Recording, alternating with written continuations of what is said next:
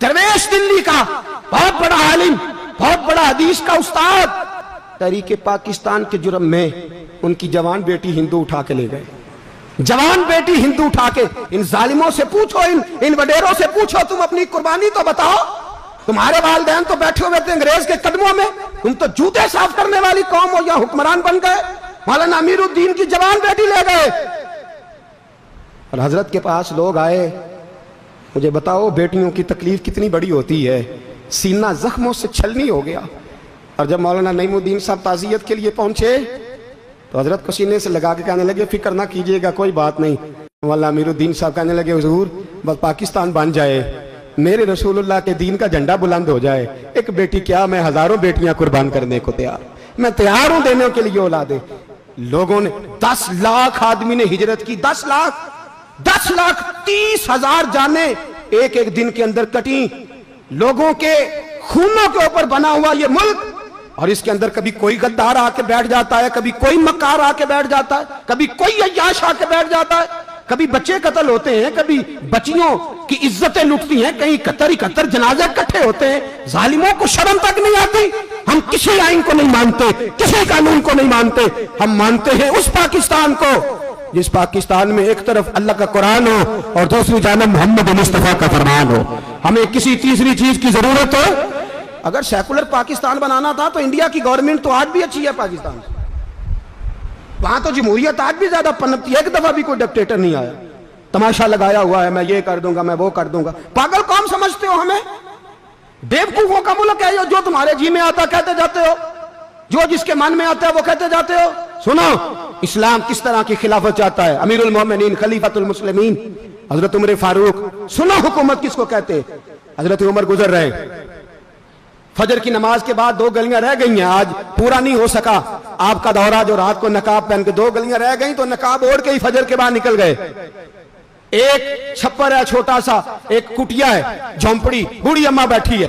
उमर फारूक गुजरने लगे, बूढ़ी को परेशान देखा, अम्मा जी इजाजत हो तो अंदर आ जाऊं। बूढ़ी कहने लगी, चल दौड़ जा, अपना काम कर, क्यों इजाजत दूं? तेरी मेहरबानी अम्मा, आने दो। क्या दौड़ जा? तेरी मेहरबानी अम्मा, गुजारिश है, चलो आ जाओ। हज़रत उमर फारूक फरमाया करते थे, मैंने उस औरत से आइन सीखा है, आइन, मैंने उससे कानून सीखा है, उस बूढ़ी औरत से। अंदर आ गए उमर फारूक, अम्मा क्या परेशानी है, क्या बात? अम्मा कहने लगी, खामद इंतकाल कर गया, औलाद अल्लाह ने दी कोई नहीं, मैं गरीब हूं, 3 दिन से रोटी नहीं खाई, 25 दिनार का कर्जा चढ़ गया है, मुझे उमर फारूक से बड़ी शिकायत है।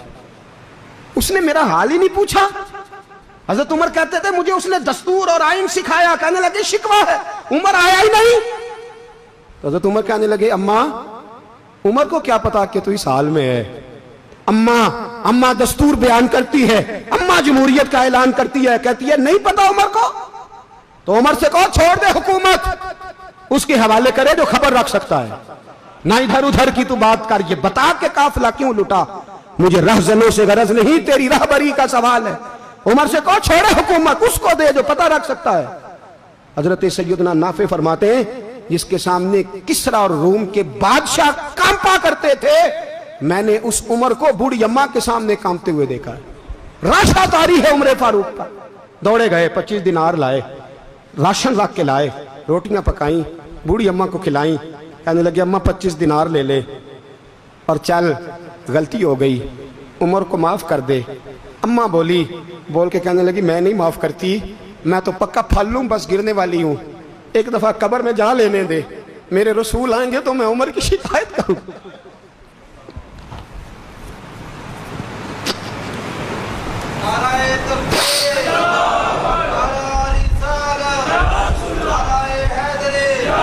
फरमाया मैं शिकायत करूंगी महबूब पाक से और अर्ज करूंगी, हुजूर इसे पूछ, इसको निगरान बनाया गया, इसने मुझ बेवा और लवारस की खबर ही नहीं ली। यह है आईन इस्लाम, यह है दस्तूर मुस्तफा करीम सल्लल्लाहु अलैहि वसल्लम। यहां कितने गरीब भूखे सोते हैं, कितनों के बच्चे रोज अगवा होते हैं, कितनी मुसीबतें। गवर्नमेंट कहती है कुछ भी नहीं, कुछ भी नहीं, कुछ भी नहीं, अफवाह है, अफवाह है। अफवाह है तो उसका इलाज क्यों नहीं होता? आप मैदान में सरेआम आके उसका ऐलान क्यों नहीं करते? जागिए और सुनिए मेरी बात। हजरत सैयदना फारूक आजम ने 25 दिनार दिए, फिर उस अम्मा को खाना दिया, کوئی برادری نہیں اس اماں کی, کوئی ووٹ بینک نہیں, کوئی یہ اماں کسی بڑی برادری کی نہیں جس کا 2 لاکھ ووٹ ہو. امیر المومنین ہو کے عمر فاروق اماں کے قدموں میں بیٹھ گئے, کہنے لگے اماں عمر کمزور ہے, حضور کا سامنا نہیں کر سکتا, تیری مہربانی نبی پاک کے سامنے شکایت نہ کرنا. اماں کہنے لگی چل میں تیری خاطر معاف کر دیتی, جا تو مجھے کسی اچھی ماں کا بیٹا لگتا ہے, جا تیری خاطر. کہنے لگے چل پھر مجھے لکھ کے دے. کہنے لگی میں تو ان پڑھ ہوں, تو لکھ دے میں دستخط کر دے. حضرت عمر نے لکھا. ایک بوڑھی اماں کو شکایت تھی خطاب کے بیٹے عمر سے, اور پھر وہ معاف ہو گئی. اماں کہتی ہے میں نے اللہ کی رضا کے لیے معاف, یہ دستخط کر دو. اماں کے آگے کیا تو حضرت علی آ گئے, حضرت عبداللہ ابن مسعود آ گئے. کہنے لگے عمر یہاں پھر رہے ہو, میں سارے مدینے میں ڈھونڈ رہا تھا. اماں اٹھ کے کھڑی ہو گئی, ہائے میں مر گئی, یہ عمر تھا, یہ میں نے کیا کیا. حضرت عمر کہنے لگے اماں نہ, اپنے وعدے پہ قائم رہ, تو نے جو کہا تھا اس پہ قائم رہ. ہمیں تو بتایا گیا تھا یہ والا نظام پاکستان میں آئے گا, یہ کہا تھا قائد اعظم نے, یہ رنگ بنے گا تمہیں. کہا ماں تو وعدے پہ قائم رہ, لکھ کے دے. لکھا, اماں نے سائن کیے. پھر حضرت علی سے کہنے لگے بطور گواہ آپ بھی سائن کر دو. پھر عبداللہ ابن مسعود سے کہنے لگے آپ بھی سائن کر دو. سائن ہو گئے تو جناب عمر نے رکا لپیٹا. حضرت علی کو کہنے لگے علی تو میرا دوست ہے, میری صبحوں اور شاموں سے واقف ہے. علی تو میرا رازدار ہے یار, مجھے یقین ہے کہ میں تجھ سے پہلے مر جاؤں گا. جب عمر کا انتقال ہو جائے تو یہ رکا میرے کفن میں رکھ دینا, یہ رکھنا میرے کفن میں. علی کہنے لگے پھر کیا ہوگا؟ اور میں جب نبی پاک میری قبر میں آ کے پوچھیں گے نا بتا تو حکمران تھا کیا کر کے آیا ہے, تو فرمایا میں رکا نکال کے عرض کروں گا سونے ایک اماں ناراض تھی میں اسے بھی راضی کر کے آیا. حضور میں راضی کر کے آؤں, یہ یا رسول اللہ میں